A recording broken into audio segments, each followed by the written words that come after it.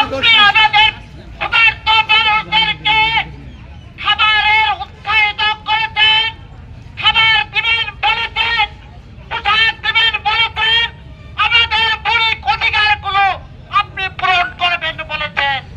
কিন্তু আজ দুঃখের বিষয় দেখা যাচ্ছে আমাদের এই নবম পে স্কেলের প্রজ্ঞাপন এখন পর্যন্ত জারি করতে পারেন নাই। আমাদের কিছু সুশীল সমাজের লোক তারা বলেছে যে জিনিসপত্রের দাম বৃদ্ধি পাবে, কিন্তু বিশেষ কথা হলো গত 15 সাল থেকে এই পর্যন্ত আমাদেরকে তো কোনো বেতন বৃদ্ধি করা হয় নাই।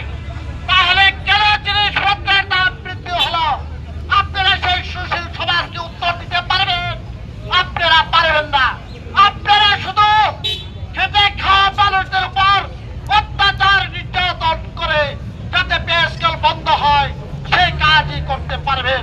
আপনারা গরিব মানুষ, অসহায় মানুষদের পাশে দাঁড়াতে পারবেন না।